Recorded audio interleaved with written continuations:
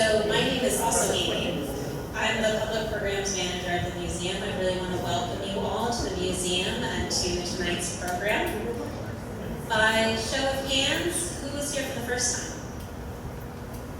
That is way too many of you. Okay. So I know you had time to really see a lot of the museum on your way in, so please come back. We're open Wednesday to Sunday, 10 a.m. to 4 p.m. We have a lot of great exhibits. We also have a gallery in Grand Central. So before we get started, I want to let you know about a few of our upcoming programs that you can find on our website's calendar. We just released tickets to our fall nostalgia rides. I'm sure there's people in this room who are signed up. We have one to Woodlawn Cemetery on our historic Low E trains. That's one of my favorite trips. And another on our R32 Brightliner trains. We also have a program next month, September 11th, in this exact same spot, with our curator, Jody Shapiro, and comics Roz Chaz and Ellis Rosen, who are going to be talking about their work that's in our Grand Central exhibit. It's New Yorker cartoons that are about transit. So to stay up to date for our programs, the best way to stay in the know and to stay up to date is to subscribe to our bi-weekly newsletter. So now I'm excited to introduce the president of Metro-North, Justin Vonashek. Justin Vonashek currently serves as Metro-North's Railroad's 7th president. Prior at Metro-North, he oversaw operations and safety, progressing from Vice President of System Safety and Chief Safety Officer to Senior Vice President of Operations, and then Executive Vice President and Chief Operating Officer. He is also currently the second chair for the American Public Transportation Association CEO Committee, and a member of the Federal Railroad Administration Railroad Safety Advisory Committee. Those all have acronyms, but I thought it would be better to say them.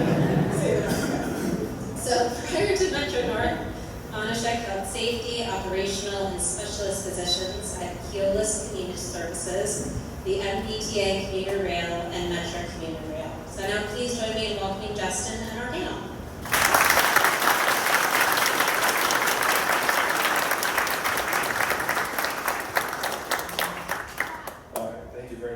So good evening, everyone, and welcome to the MTA Metro-North Railroad Heritage Series. Before we begin, I'm going to let the panel introduce themselves. So if you could introduce yourself, your role in the program, and then what's your favorite locomotive? So Emily will start with you. My name is Emily Moser. I'm the manager of interactive development at Metro-North, and I designed the 214 employee locomotive, as well as the ones that have come after it. Basically, I worked on those. So.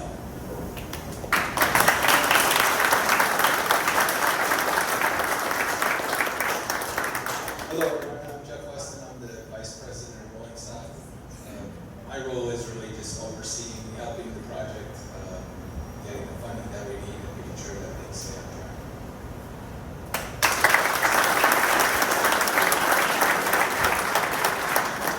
What's your favorite locomotive? Oh, my favorite locomotive is the first one, because it represents Metro-North. It's who we are, it's who we were, so that's really my favorite. Good evening, Giovanni Rivera, Wreck Master of Freight Recovery Services.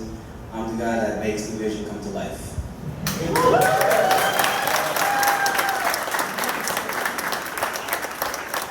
What's your favorite one? 222.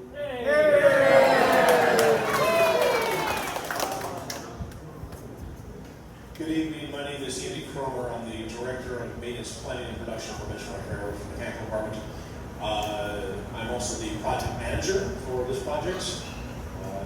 This was really something special that got started.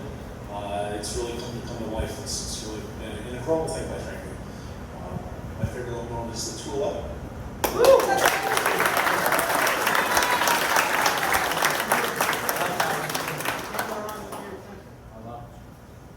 All right, so I guess I didn't say what my favorite locomotive is, but to me it's like your children, right? You really don't have a favorite, but you kind of really do. For me, it's the 214. It's the employee tribute. It's really all about our employees, and that really represents what we're about at Metro-North. So we're really excited. I'm really excited about that.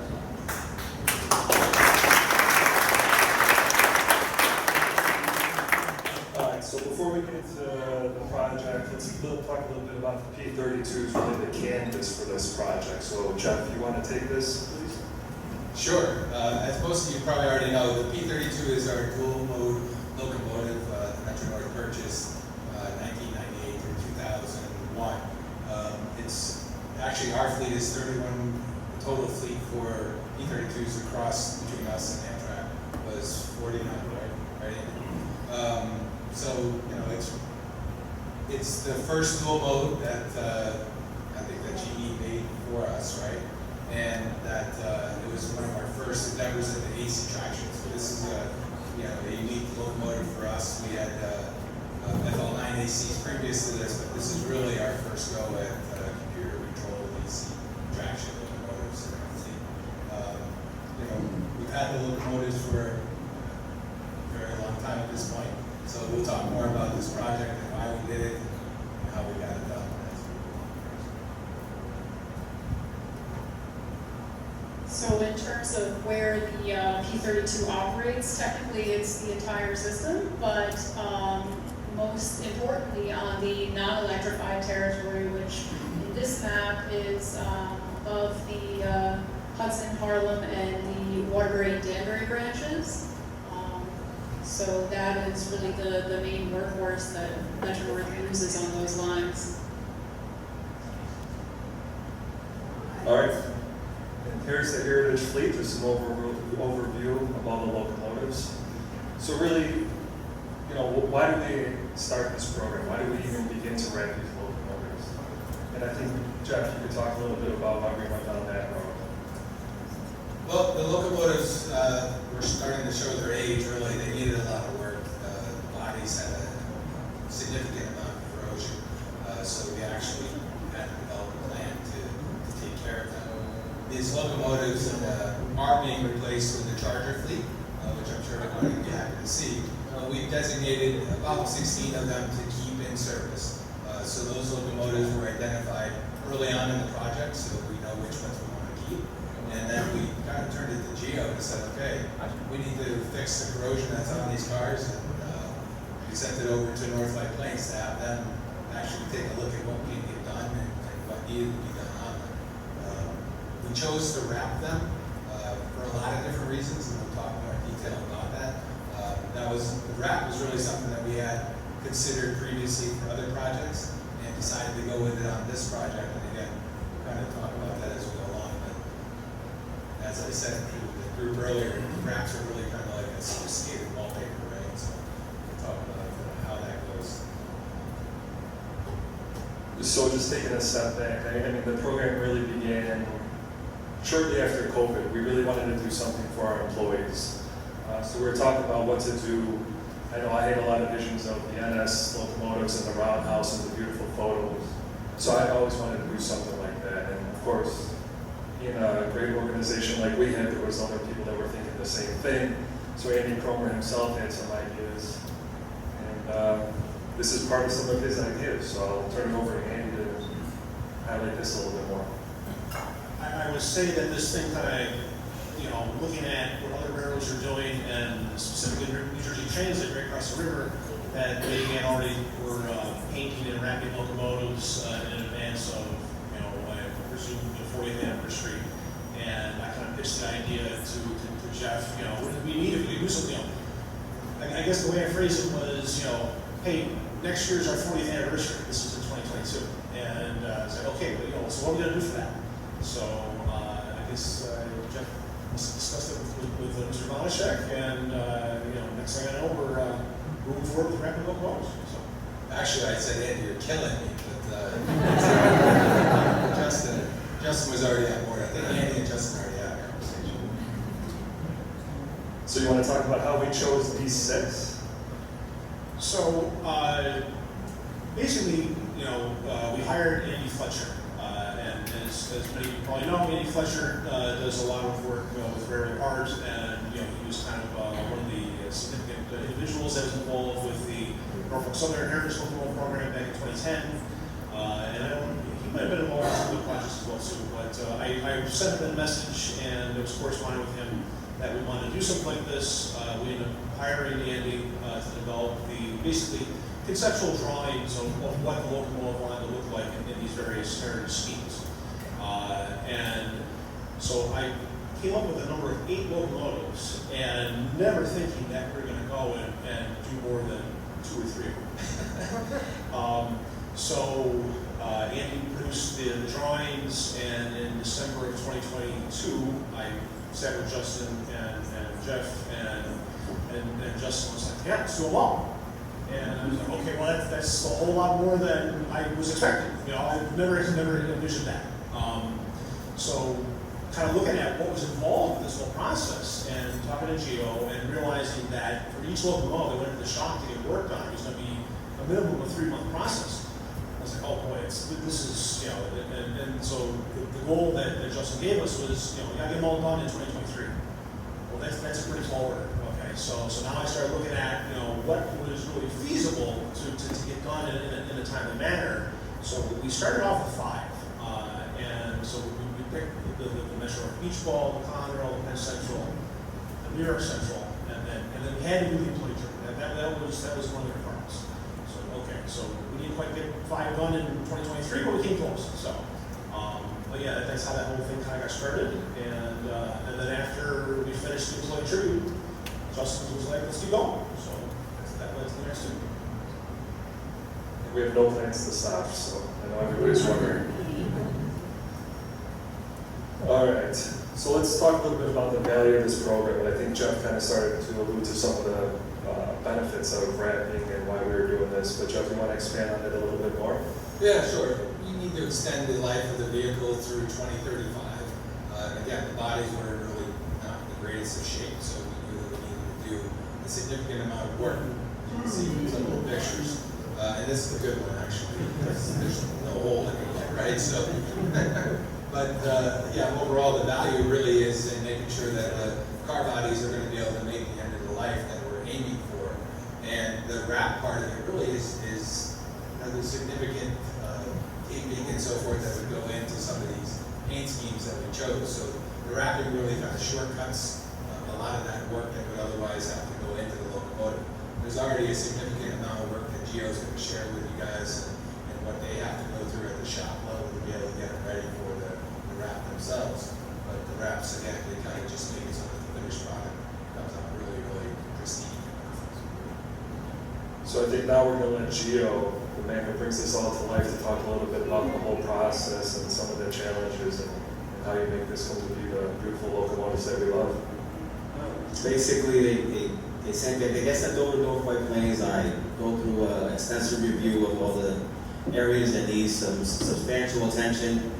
We begin to tear them down and take everything off and really take a look at what areas we have to concentrate on. And it takes about 2 to 3 weeks of extensive work just to get the metal work done before we can even go into the paint shop and get ready to accept the wrap. Prior to the wrap, I'm constantly on the phone with Andy and with Emily, getting all the colors correctly done and everything paint matched. And there's certain areas where we can't, that can't be wrapped, so we have to get some paint matched to the wrap itself just to get in there, and that way you don't see the difference in the wrap. So you want to talk about that process a little bit, matching the paint colors, and is it as simple as just going to the store and picking one out, or is it a more difficult process? Usually, I work with Andy real closely, and we'll go over colors. He'll either give me a paint sample, a paint chip, or he'll give me a sample of the wrap if it's a different color.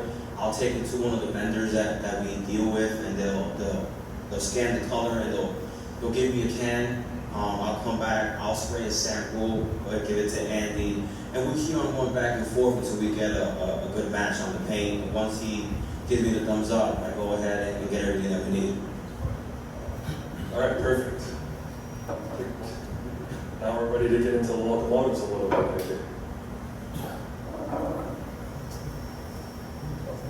All right, so let's start with the first one, the beach ball. Why did we decide to start with that one, the 208?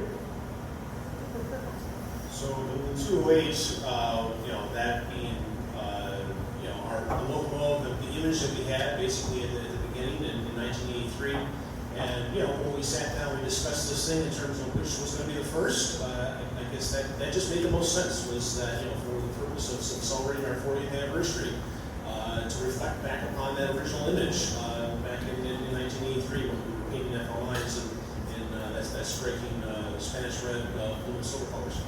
So we did a pretty good job of matching it. The car body is definitely much different on a B32 than it is on an FL9. This was some of the process that we went through color matching. So that particular locomotive was at the Railroad Museum of New England in Thomaston, Connecticut. And, you know, we really went an extra step to try our best to match the colors and color codes with you know, the actual colors from, you know, in some cases real live locomotives. So that was an engine room door that we removed off the side of the locomotive. We buffed and cleaned up the paint surface on that, and then we actually scanned, visually scanned the colors off that door to better match the locomotive better. All right, and again, this was the first locomotive that we wrapped. So Gio, do you want to talk about some of the challenges, or was it pretty easy, just like putting wallpaper on the wall, or? No, nothing's ever easy here. This is what I see. All I get is a piece of paper, and they tell me, get it done. It's the first one, of course, was the most challenging one, I would say, because it was a huge learning curve on what we needed to do, what we needed to paint, and how to apply the wrap, how to schedule everything. So it was a little bit challenging. As we progressed, it got a little bit easier, but they're still a challenge. All right. So do we want to tell the group about the changes to the nose? I'm not sure if anybody's aware of that. So one of the things that Jeff didn't mention is one of the benefits of wrapping is the repair work is it's a quicker turnaround. For example, if I was to paint 3 different colors as that one is, it takes me about 2 days to paint. 1 day to paint, 1 day to cure, then I have to mask everything off. That's an entire day. So it would take me a few weeks just to get all those colors sprayed. If we're doing repair work on one specific color, we're talking about probably 2 to 3 weeks for me to repair that. On this locomotive, as you can see from one of the pictures on the right, there was it wasn't like the picture was supposed to be. So we ended up bringing it back in a few months later to do all the repair work to make it look like the drawing. And that got done within a week prior to if we were painting that, it would have taken me 2 to 3 weeks to do. So a show of hands in the crowd, how many people knew there was 2 different 208s out there? All right. Yeah, I think somebody in the audience here actually posted a picture on Facebook, and someone was like, "Oh, the nose, it got Michael Jackson," or something like that. I think that's an important thing, though, because it really shows the attention to detail that Gio and his team take when they're putting these locomotives together. There's a lot of people, a lot of railroads would have just said, good enough, right? The paint's close enough, but not at Metro-North, right? We come back, we fix it, make sure that it's as good as it can possibly be. So that's a tribute to the work that Gio and his team are doing. Definitely. And so for those that love getting out and taking photos, if you took a photo of the initial run, you need to get back out there and take another photo because there's a whole different 208 out. All right, so let's move on to the next one, 201. So why was the Conrail selected for the 201? And you want to take this? So, thank you, Justin. The 201, I mean, basically we were looking at which ones we were going to do for the 2023, for the 40th anniversary. And we definitely wanted to pay tribute to Conrail. They are our immediate predecessor railroad to Metro-North. So to make sure that we did this right, we wanted to get a license agreement with Conrail shared assets. So we got our MTA legal department involved. We reached out to Conrail. They were really enthusiastic and supportive of the project. So it was relatively easy with getting the attorneys together. They hammered the agreement out, and it went to Catherine and all these steps for signature in March of 2023. So it just kind of made sense for us to kind of, using that energy to get the license agreement signed to continue forward from there. So. And then why blue and yellow? So blue and yellow, so the blue is the Conrail appropriate blue scheme. The yellow really reflects upon the previous locomotive, which was the Penn Central, as you see there. Okay? And so the Penn Central scheme, we chose the blue and the gold of Penn Central. That was the one that made the most sense for us as a scheme is applied for commuter service in our area. As we understand it, the state of New York and MTA contributed funding to that part of the project back in the day. So that was really what kind of put us down that path of using that particular scheme for that locomotive.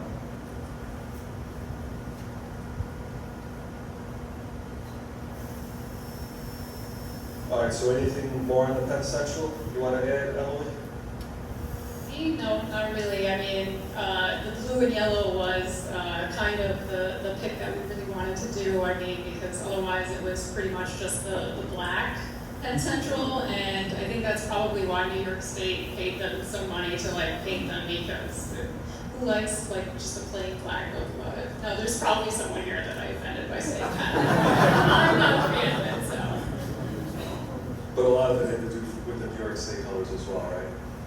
Yes, exactly. Actually, one more point if I can make, with the Conrail, both the Conrail and the Penn Central and New York Central, so we had help from various railroad historical societies and making sure that the logos were accurate, the colors were accurate. So the Conrail Historical Society, they assisted us with the Conrail 201. We want to thank the Penn Central Historical Society for their assistance with providing the drawings for the logos for 217. And then moving forward, when we did the 211, we utilized the New York Central Historical Society. They provided us drawings for that scheme as well. All right, so the next locomotive we're going to talk about is the fan favorite, the 211. I think everybody loves this one, right? All right, so who wants to talk about this one? Andy? So the 211, the New York Central Lightning Stripe colors, it's an iconic scheme, right? I mean, these locomotives, they pulled the 20th Century Limited, one of the most famous trains in the 1940s and 50s. So this scheme is really, it's an iconic scheme. We applied it to two FL9s back in 2000. So it just made sense to go with the lightning stripe colors and logo and layout of that. And as you see here, this is a drawing that was provided by the New York Central Historical Society. We adapted that scheme to the 211. This is the slide I was going to refer to. So this is actually, in this picture here, is the 201. And one of the things that I was really kind of concerned about was the layout of the lightning stripes on the nose, okay, because that was a big deal. This is not an F unit or an E unit, it's a P32, but it's a completely different car body than compared to those other locomotives. So I made it clear to the decal company that we wanted to try our best to make sure that those stripes would blend down into the nose and kind of carry on the same design pattern as what was on the other locomotives historically. So their graphic designer, he actually came out to the property. He had these temporary decals. He put them on the side of the 201. And then as you can see, he actually drew in the striping to kind of match the striping between the two decals. He then pulled that off as one single decal and then took it back to his office to digitally scan, and that's how he matched up the striping correctly on the locomotive. So it really came out better than I expected. So I was very pleased with how that came out. A little word about the color matching. So we tried two different sources. We tried initially to actually match the colors off of one of the FL lines at the Railroad Museum. That was not quite as successful as I had hoped. But then when I contacted the United Railway Historical Society, who owns the Hickory Creek, as you see in this picture here, they had chips. That's actually a section of, I think that was Bondo, right? Isn't that Bondo that popped off the side of the car? And he says, oh, Andy, I got the chips off the side of the Hickory Creek. Great, I'll come down and pick them up. So I drove down to New Jersey to go pick up those chips. And I had geo-scanned the chips for the paint cards, as you see there, and I also sent them to the decal company, and they scanned the chips as well. So that's how we matched the colors for the two of them. Andy does have a regular job, just in case you're wondering. I was definitely wondering. All right, so Gio, we're a few locomotives in right now, right? So are we learning anything? Is it getting easier? Are you changing your technique at all? I'm adjusting the process a little bit. After the first 2 locomotives, we learned some little tips, especially from installers, on how to prep the surfaces better for better adhesion. So we began doing that, and I began to also add to it. There's certain areas where we weren't touching before that I said, you know what, it'll look nicer if we do this, and nicer if we do that. So I began to do little things like that. Yeah, it's I don't know if it gets a little easier. I start to add a lot more things to the band now. So like any good artist, they start leaving little gems in their work. So I don't know, Drew, you want to start talking about what some of those might be? Yeah, I look at the drawing, I go back and forth with Andy, hey, you want to do this, you want to do that? He'll say yes, and if he says no, I'll still do it anyway. And when he comes to see it, he goes, oh man, that looks really good. On the 211, that was the first one where we painted the plow on it to paint match that. When we were looking at the drawing, and he said, hey, you could be able to paint the front plow. And I said, yeah, we can do that. So that was the first one where we did that on that we were pretty successful with. All right, very good. And then Emily, you want to talk about the time lapse? Yeah, so before I had started doing a lot of the graphic design for this project, I was documenting a lot of this work. So most of these photos are photos that I've taken, and we thought that for this locomotive, it would be really awesome to basically set up a camera and do a time lapse to see the locomotive getting wrapped. So I have that for you here. So pretty much when you see those diagrams of each of the designs of the locomotive, you will see that there are little slices, and that's pretty much how the wrap is installed. It's basically slices rolled up that get put along the side, like I just said, a wallpaper. And there's like a little bit of an overlap of maybe like an inch or half an inch, depending which the seams are then sealed.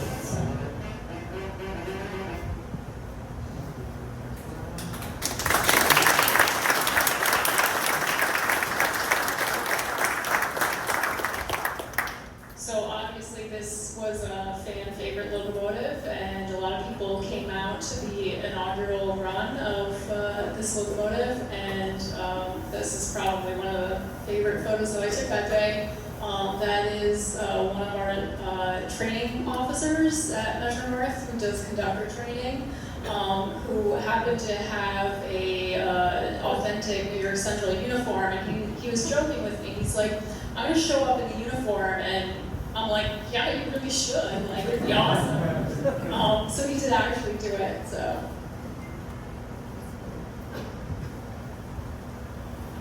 All right, and there's another photo with the 211. So let's move on to my favorite now, the 214 employee tribute. So Emily and myself spent a lot of time talking about this, discussing the different ideas. So I think this is her baby, so I'm gonna let her take this. So I think I was not at Metro-North when it started this program, and I know that Andy had asked Andy Fletcher to do a drawing for an employee locomotive, and I think it became pretty obvious that he just didn't have enough insight to really do that, and he was better with the historical locomotives. So when I came to Metro-North, Andy asked me to try and design an employee locomotive. And there were a lot of designs that we rejected, but I knew that there were like some things that I really wanted to try and focus on. A lot of locomotives are the same on both sides, so I decided that I really wanted it to be different on both sides. So this is actually one of the reject designs, and if you recognize the color, it's century green. I really wanted to do something in century green, but we did not do that. And this sort of highlights some of the, the thought progression of, where we eventually did actually go with 214. So the sort of city and country sort of look on both sides and different on both sides. But this was another one that we rejected. And now once we get into we're gonna do a mosaic, so we decided on that, and I showed this to Justin. I thought it would be awesome. Let's do one that's red on one side and blue on the other side.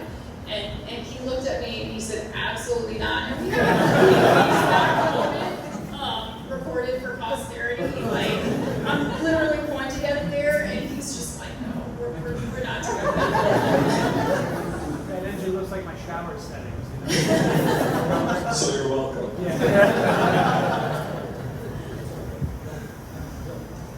So actually, if you recognize the front of the design, it looks like the original design that the P32s were delivered to Metro-North in. And so that was the original thought, that we were going to do the wraps look like that. But as we sort of experimented with the mosaic, it sort of became obvious that the darker color was better for that. So we ended up flip-flopping it, so it's sort of a reverse of what that original design was. But ultimately, it sort of became a little bit of a blend of the two designs that we've had on the P32. So we actually incorporated the red stripe.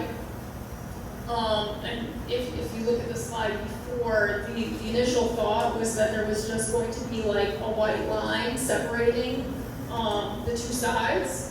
And Andy told me, no, let's not, have to mask one of the grills and like put a line through it. So I was trying to think, well, what can we do instead? And then we actually have Cesar Vergara in the room, who was the industrial designer that created that paint scheme and like the body of the P32 locomotive. And he always seems to incorporate these like red swoops into like some of his designs. So I just sort of decided to incorporate it as well, and I called it the Caesar solution for like working on the side. So. And he doesn't know this story, so this is the first time he's hearing it. So once we decided that we were going to do a mosaic, I definitely didn't want to do the photos that came from everybody's passes. There are some airlines actually that have done something sort of similar with pictures of employees, and they use the ID pass photos, and it looks like a bunch of mugshots all over the side of the plane. And I'm like, no, we want to get photos of people in their element doing their job, like representing Metro-North and what we do here. So initially, we put out a call for people to send in their own photos.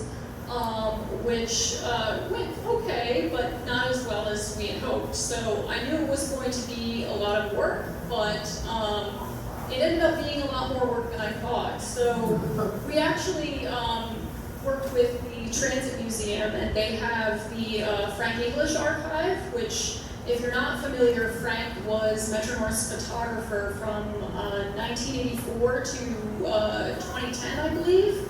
And he took a lot of photos of employees, and then I ended up adding to that. So these are all photos that I took of employees. I ended up going to pretty much every major Metro-North facility and like conned people into getting their photo taken. And so we ended up filling out the rest of the locomotive because I knew that we needed to get at least like 2,000-ish photos in order to make the mosaic work, to be able to show the logos and stuff like that. So we were just trying to shoot for that number, basically. And so these are some of the mosaics that didn't actually make it. The top one, the station that's up there, does anyone recognize that? Did Did someone say Cannondale? Thank you very much. Because when I showed it to these guys, nobody recognized it, and everyone's like, no, we cannot have this. So that was actually one of the reasons why we changed it, because nobody could recognize it. But thank you, I'm proved it right finally. But the second one sort of shows how we tried to incorporate images into the mosaic, and it was actually harder than you would think to get it to actually show. So that looks like absolutely nothing there, but we were trying different images to try and see what would be, you know, iconic enough to sort of stand out. And then the last one there, when we decided that we were going to do a lighthouse to represent the New Haven line, we were playing around with different lighthouses, and so that one is all black and it doesn't really show as well. So we picked the one that's in Bridgeport that is like white and black alternating, so it showed a little bit better, you know, being rendered in this mosaic format. And so that is basically the drawing that the wrap company basically sends us. So you know, all the slices and how they're installed basically on wrap. And this is actually at the company that does the wraps for us. And this is one of the long sheets that they printed out for this wrap. So it was actually a challenge for them. It was something that they had never really done before, because if you're familiar with printing, usually you try and print images at 300 dpi, so they look really crisp and everything. And because a lot of these locomotives are seen from far away, they can get by with doing some of the art at as low as 50 dpi. And the problem was you can't do the photos at such a lower quality, because people want to see it close up and they want to see it from far away. So like, we had to do a lot of work with them, and they tried a lot of things, and ultimately it did get printed pretty well, and everybody was able to basically come up to the side of the locomotive and look at their picture, and that was another aspect of this, that if we were going to put everyone's picture on the side of the locomotive, I figured everyone was going to want to know where their picture was so they could go and find it. So there was a lot of work actually in the background. Yes, it's White Plains. It originally looked like a fish, though. Yeah, there were a lot of meetings where we tried to get people to figure out what the image of the mosaic was, and nobody really knew what a lot of them were, but it's like Clock Tower, White Plains, yay. So that's Justin and I. So one of the things that I'd add about this particular locomotive is that it not only does it represent current employees, it also represents people from the beginning of Metro-North. So it's all of the employees who built Metro-North and who continue to maintain what we know today as Metro-North. So as an employee, I have 32 years of Metro-North. There are people on the locomotive who are actually deceased. And that was really kind of a wow. When I saw that, it's kind of, this is an employee tribute, right, to the people who built the railroad, right? So that's what makes it special. And we owe a lot of thanks to the Transit Museum for that, because a lot of those really old photos did come from their archives, and they scanned all of those slides that Frank English had taken, and we used a lot of them for this locomotive. And I think to Jeff's point, there's a lot of retirees on here, and Emily, you want to talk about the process to get some of those photos, because it wasn't as simple as one would. So the legal department told us, so rewind a little bit. Initially, I wanted to try and collect photos and not tell people what they were for, because I didn't want anybody to know. I wanted it to be a surprise, and the legal department said, no, you cannot solicit for photos and not tell people what they're for. You have to tell them. So we told them what it was going to be, and I did like a little example mosaic and stuff like that. And they said that any current employees had to basically sign a release form that we could use their image. But anybody that was photographed, like by Frank English, or had an archival photo that was taken of them while at work, and they're retired, we didn't need to get them to sign anything. So that was a perk that we were able to basically use the archive, and then we didn't need to get anyone to sign anything. So actually there were some people that were surprised to find their face on here because it came from the archive. They didn't submit anything. They're like, oh, well, yeah, I'm on there. That's cool. So.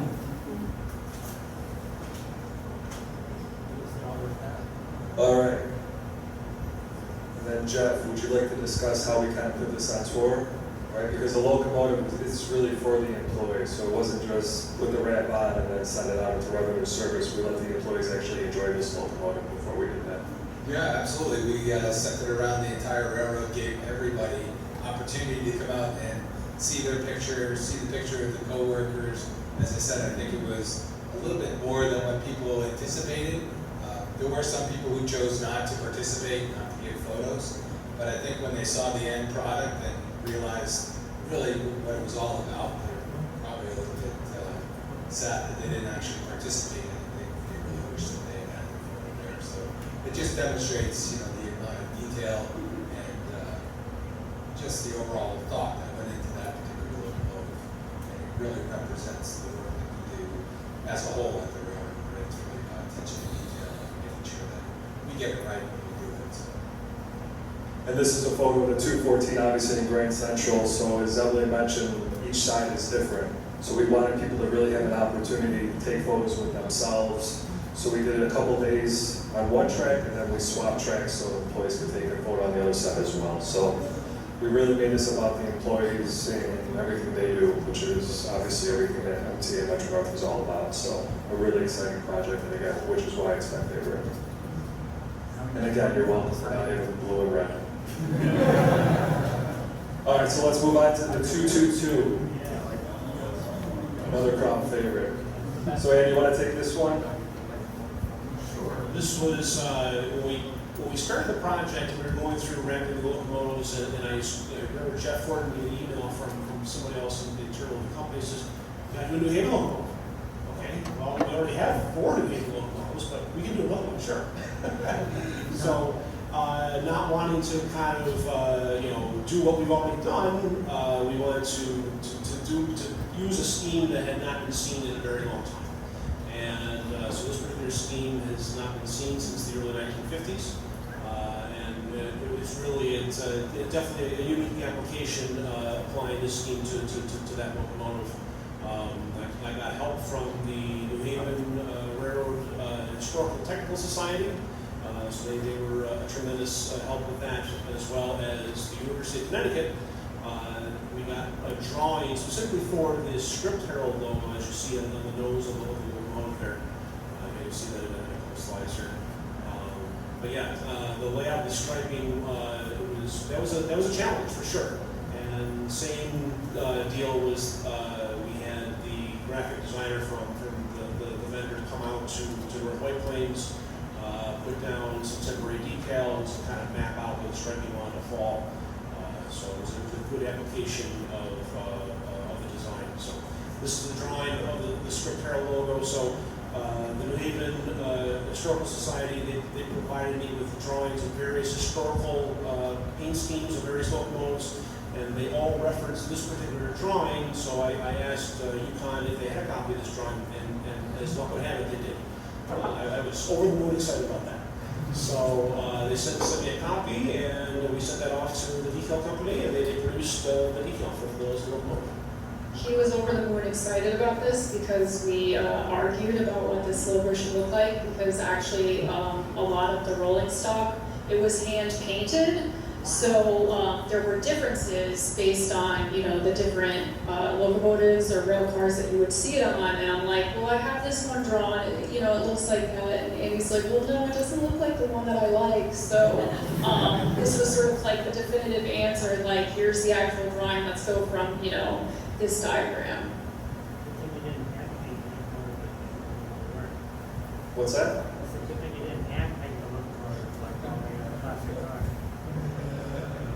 All right, so by this point, Gio's getting pretty comfortable with these locomotives. So you want to talk about some of the finer things, the finer touches you're putting on these as you go? Yeah, this was another one where Andy wanted to paint the plow. And I had asked him originally, I said, hey, do you want the stripes on the plow? He said, no, it's not necessary. And I said, I think it should. I never told him. So with the install, I talked to the installers and I said, hey, I want to put those stripes on. So I gave them a picture and we created those stripe sign that I felt needed to be in that locomotive. Along with that, I also started to change the little things, like if you look at the mirrors are normally a stainless steel color that we put them on. I did not like them. I made the guys take them off, take them apart. We painted the frame, we wrapped the back of it. We took the marker lights completely apart. We paint matched the bezels on them. So we did a few things to make it look a little bit better. The conspicuity stripe on the side of the locomotive, that one was a unique one as well, because normally it's like a DOT yellow or DOT white that we utilize. And he went back and got it actually matched to the paint that we were using, and that's a different color scheme on it. And then when we applied it, it actually wrapped around the front nose. I didn't like the way it looked. I thought it took away from the design. So I had the installers round it off and put it further back. I thought it makes it look a little bit better, and it flows with the lines a lot better. One thing that I don't know if anyone noticed as well, the third rail shoe covers. I had them paint match as well to the crane. That was awesome. All right, so That's Gio getting comfortable, by the way. Just made his day, by the way, because he's never sure if anybody like actually notices it. But you know, coming into this project, you know, somewhere in the middle, it always impresses me, you know, the attention to detail that, you know, everybody sort of paid to these things. So especially, you know, Gio with like these details, and Andy with the paint matching and going through that sort of arduous process to get them as historically accurate as possible. It just, you know, makes me feel good from, you know, a history fan sort of perspective. So there's also another first on this. I'm not sure if everybody knows what that is. Anybody want to take a guess? Perfect. The new Heritage logo. Emily, you want to talk about this and the reason we switched from the 40 to this? Yeah, so there was a lot of debate actually, you know, as we got past the 40th anniversary year, like, you know, should we put another logo on the back or just keep using the 40th? And ultimately we decided that we were going to come up with a special logo for the Heritage fleet. So this is the logo that I designed, and it actually, you know, represents the 211 with the little lightning stripes on there. So it's a Heritage locomotive in a Heritage logo. My Heritage. All right, let's move on to the next one, the 203, aka chips. That was already a thing. Well, we got a room there, right? And you want to take this one? Sure, yeah, and as we just were moving forward with the project, and this was pretty much the next logical one to do, I guess. So this was a scheme that was seen very briefly in 1979. There was a bunch of FL lines that went out to Cornell, New York, that were rebuilt by General Electric. And that was another project that was funded by the MTA, and this was really one of the first applications of the MTA Herald on the locomotive, at least on the lines north of New York. And so when they came back, it came back in this, the stripe with silver and aluminum and the blue stripe with the two-tone M Herald. And if you look closely, that the 203 really is almost an identical, as with it's sister locomotive 208, the beach ball. It's basically just instead of being red, blue, silver, it's silver, blue, silver. So that was done intentionally. So. This is what the locomotive looked like, and I'm sure many of you have seen it. So one of the funny backstories on this locomotive is this is actually one of the most reliable locomotives in the whole fleet. And it ran like that for a long time, and really we didn't have an opportunity to take it out of service because it was continuously running.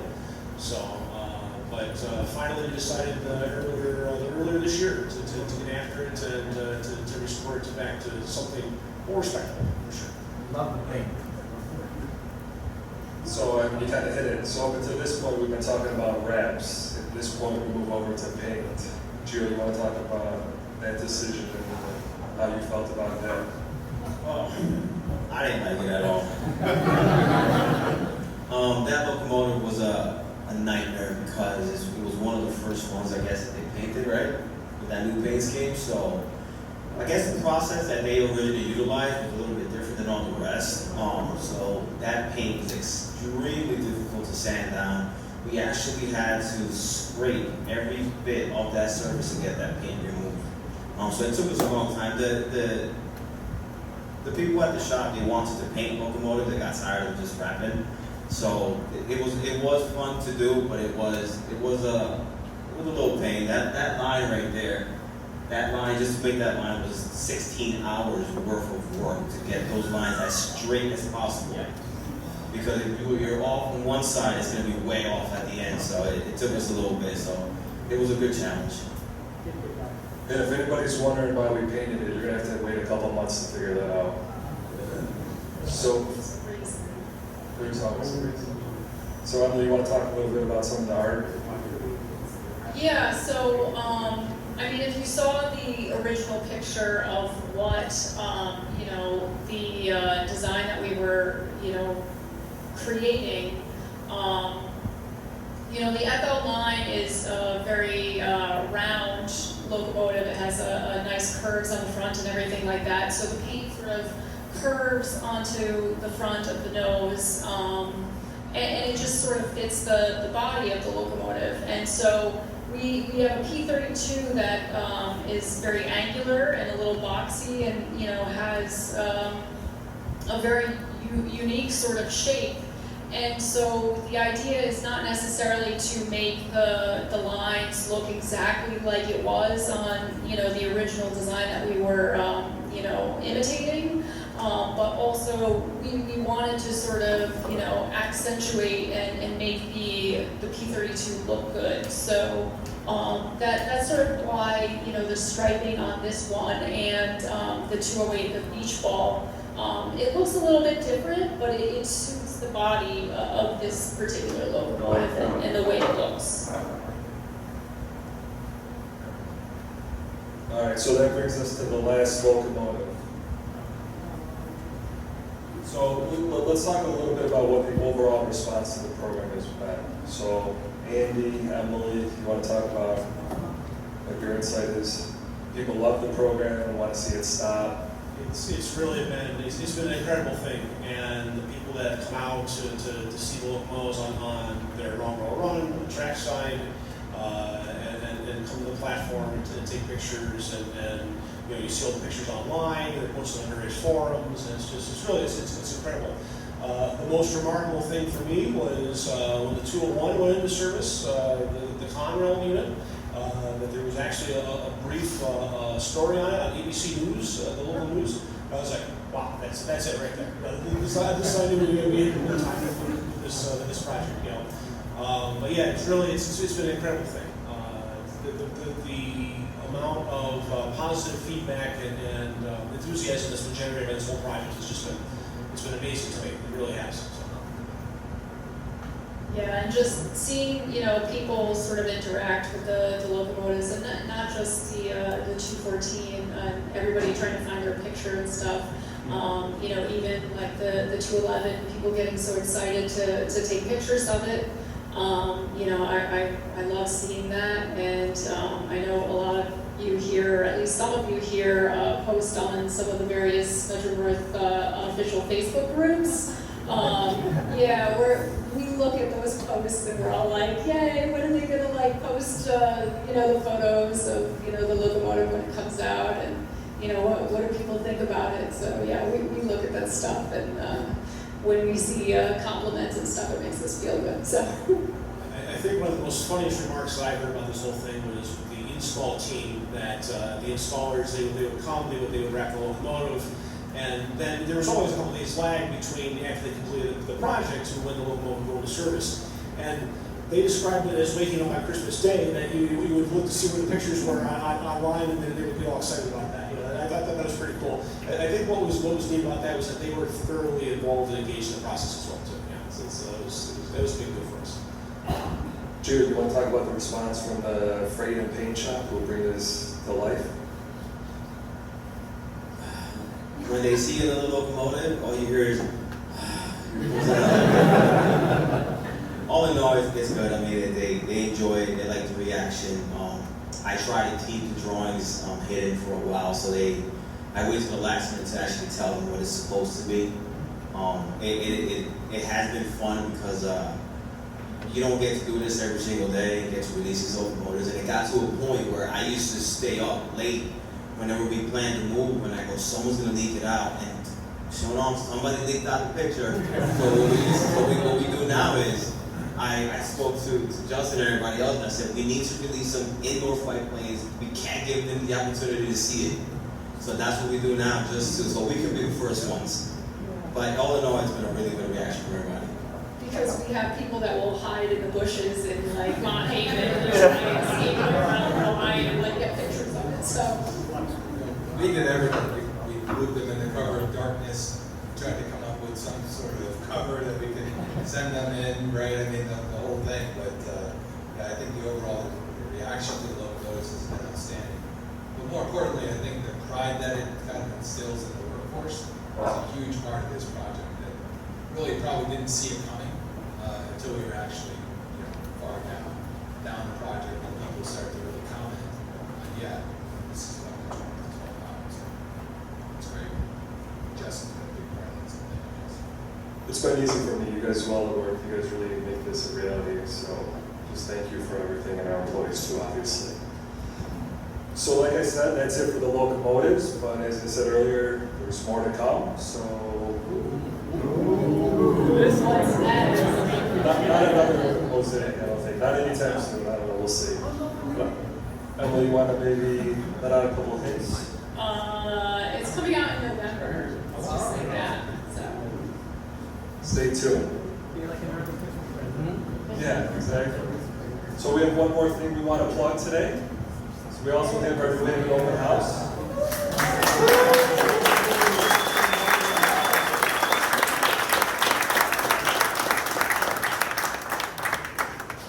So I'm sure most of you know last year we brought back the open house to Harlem after being stopped since about 2008.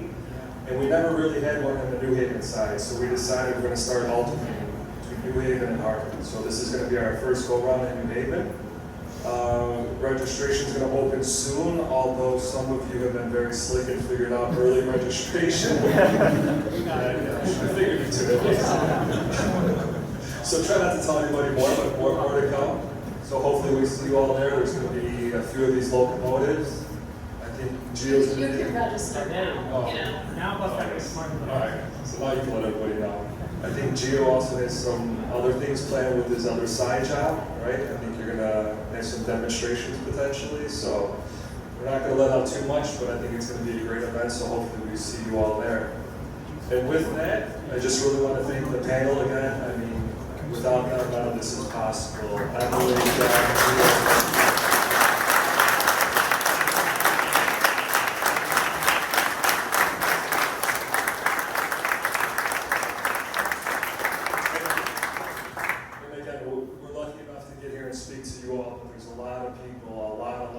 behind the scenes really bringing this to life and doing all the hard work, right? We just get to enjoy it and hard sweat and labor every single day. So the kudos to that team. So with that,